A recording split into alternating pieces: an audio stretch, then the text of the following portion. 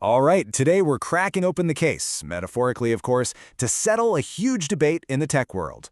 It's the old-school mechanical hard drive versus the super-fast solid-state drive. Yep, get ready for the ultimate HDD versus SSD showdown.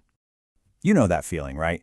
You're trying to boot up your computer or launch a program or maybe load a massive file, and it chugs along. You feel like you're watching paint dry.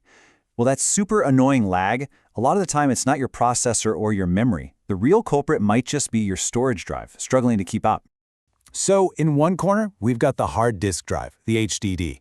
This is the classic workhorse, the thing that's been powering our computers for decades. And in the other corner, we have the solid-state drive, or SSD.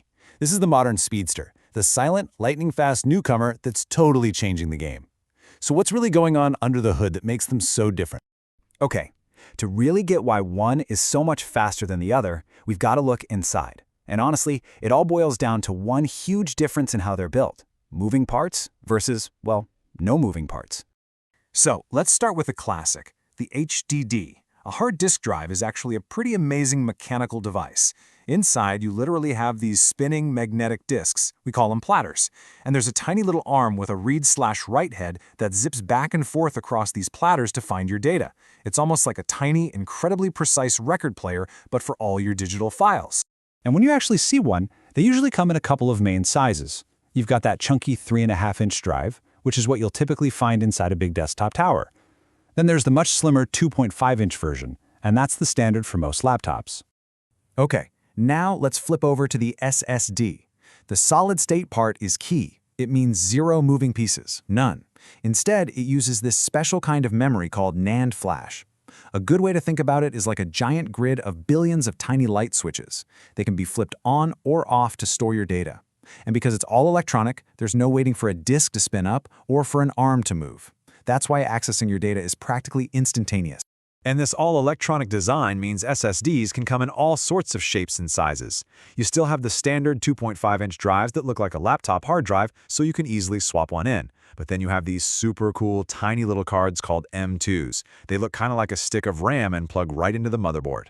So really, this is what it all comes down to. On one hand, you have the physical, mechanical design of an HDD.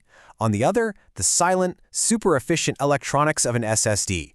And that one single difference, moving parts versus no moving parts, is the key that unlocks the incredible speed we're about to talk about. All right, so how does all this tech inside the drive actually translate to real-world speed? Well, it's not just about what's in the drive. It's also about how that drive talks to the rest of your computer. Here's a good analogy. Think of your storage drive as a giant warehouse full of all your data. The connection it uses to talk to your computer, that's the highway. And just like in real life, the wider and faster that highway is, the more stuff you can move back and forth, and the quicker everything gets done.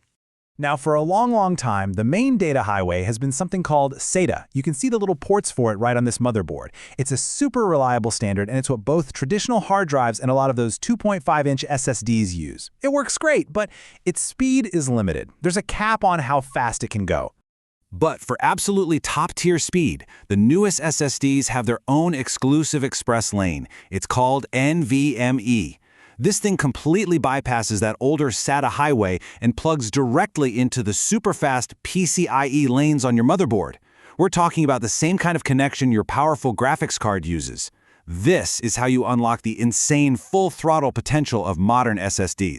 And when you look at the numbers, man, they really tell the story. That old SATA connection, it tops out at about 6 gigabytes per second. A modern NVMe drive, it can blast past 32 gigabytes per second. That is a massive leap in performance. And you don't just see it on a chart, you feel it. It's the difference between booting up your computer in under 10 seconds versus waiting a full minute. It's the difference in how fast your games load. It's huge. Okay, so we've covered the tech, we've talked about the insane speeds. Now let's get down to brass tacks. How do you actually pick the right drive for you? It really comes down to balancing four main things. First, capacity. Pretty simple. How much space do you actually need? Second, speed.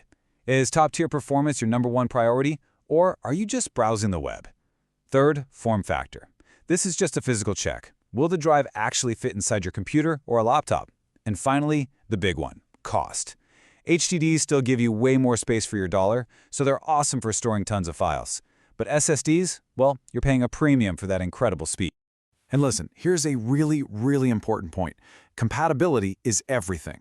You could go out and buy the fastest NVMe SSD on the planet, but if you plug it into an older motherboard that only supports the slower SATA standard, you're going to be stuck in the slow lane. You won't get the speed you paid for. So always, always make sure your drive and your motherboard speak the same language. Okay, now I know what some of you might be thinking. This sounds great, but installing one seems super complicated. Well, let's just do a quick walkthrough for a standard SATA drive. I promise, it's probably easier than you think. Really, when you break it down, it's just 4 basic steps. First, obviously, power down your computer completely and open the case.